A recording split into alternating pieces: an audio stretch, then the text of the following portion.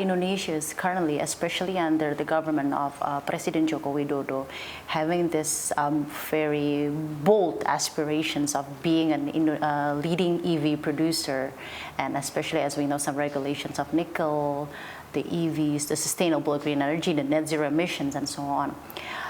Any opinion on that for that aspiration, and also how is Siemens Indonesia's involvement and investment probably in EV currently for bolstering this landscape of EV producer in Indonesia? First, we had the honor to have the President of Indonesia at our booth together with the right. German Chancellor. It was a big honor, and also our board members were there, so it was a big moment for us. Yeah. And I think Indonesia has the best base to follow this ambition, because it's one of the countries with the biggest nickel resources. Yes. And how we are supporting as Siemens. So let's start there. We are supporting in the mining of the nickel with our industrial solutions when it comes to large drives, when it comes to the energy distribution within those smelters. So we support there. But once we have this, of course, we want to create that battery at one point in time, and there the showcase of that we showed in the Hannover Fair is one very good example. So we support in the design of the battery, which has a huge impact on the capacity of the battery, but also on the recyclability of. And this is a current work going on. This is a current work going on with LG Energy Solutions. And they focus very much on the next generation, which is still a work of who has the best capacity in the batteries, but also is starting now in the sense of recyclable batteries. How can we design batteries in a way that they are recyclable later on? So there we are helping, but also Siemens in general, as I said before, we are in the business of energy efficiency and of resource efficiency. We create the factories for it. So with our DI team, Digital Industries, we create the environment where you can produce those batteries in the most efficient way. Producing batteries in the most efficient way with mindful technologies that Siemens already been providing for hundreds of years, right? Now about the recyclable material for batteries. As we know, as we're speaking about batteries, we know that the challenge after the use of battery is obviously their waste. How do you see the waste management of sustainable technology will also impact in the sustainability and efficiency of the batteries itself?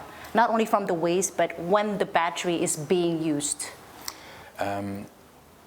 The use of the battery or battery systems is so diverse that we have at the moment that I think the biggest challenge that we see at the moment is how can we funnel those back. So we come from the nickel mines, very, very few nickel mines.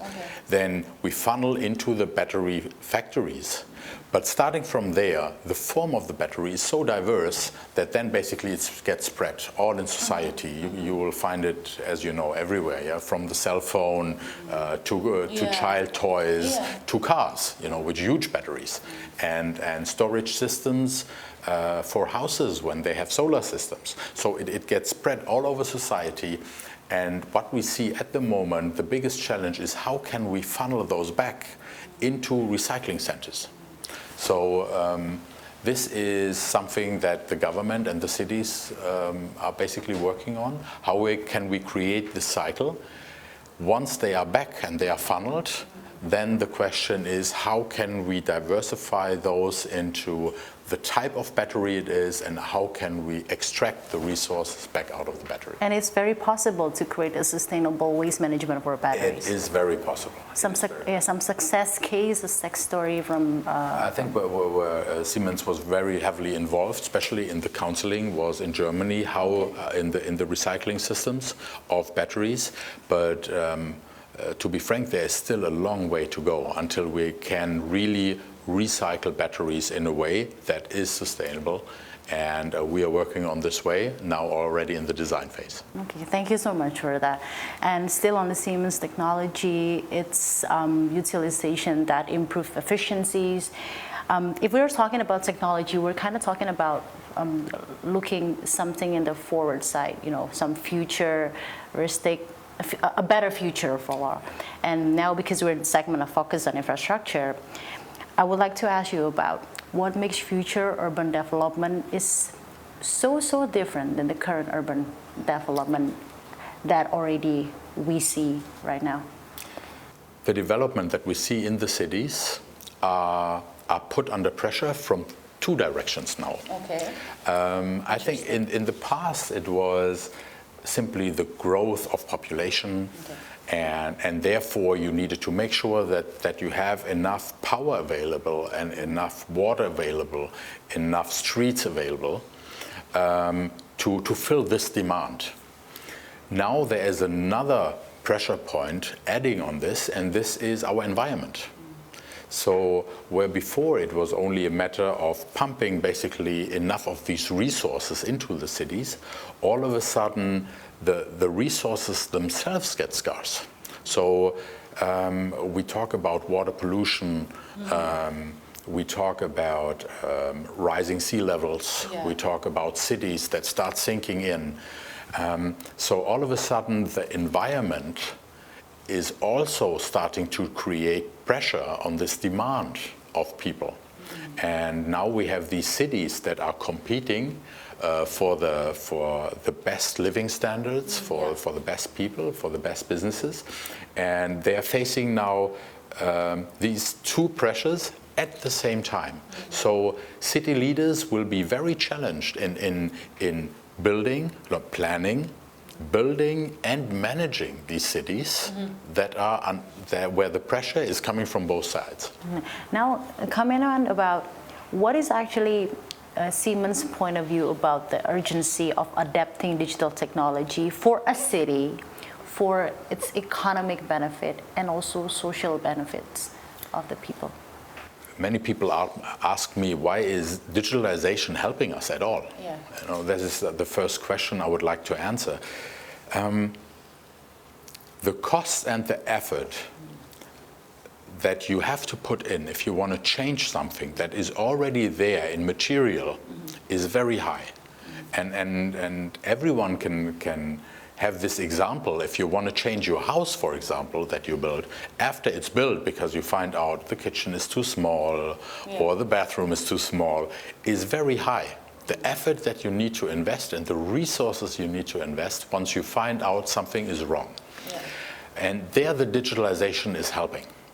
So it's helping to get an overview of what you will have in the end and then make the right decisions while you're planning. So seeing in a digital twin, oh, this is not enough, like if I put all the plates in, if I move around in the kitchen, this will be too small. I will not have the space that I want.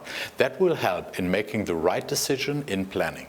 Wow. And this is basically the big benefit of digitalization, that while you are creating this and getting an overview and starting to understand your processes better, you can then make the right decisions of change before you invest it into material. So helping people making better decisions for their lives, ultimately for the community and for the cities that are present. Exactly. And now, sir, Indonesia has this big ambition and aspirations for a green energy transition. We have this net zero emission by 2060.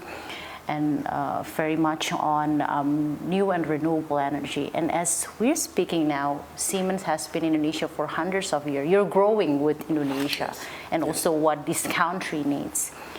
Looking forward, how do you see the potential collaborations for Indonesia by Siemens, and how the Siemens will involve in Indonesia's much more aspiration and ambition? I see the steps that are done in Indonesia are tremendously good, I have to say. Okay. Because the first step is always, before you do something new, is to make the best out of what you have. So trying to make the energy generation that you have more efficient will lead to decarbonization, and there Siemens can help. Of course, then implementing new technology to do this like smart grids in order to distribute the energy that you have already in a more efficient way. Creating digital twins of your power plants to create energy in a more efficient way is a part of this. The second part is then to implement green energy like solar system, wind parks, but also hydrogen into the energy generation. And in all these sectors, Siemens is active.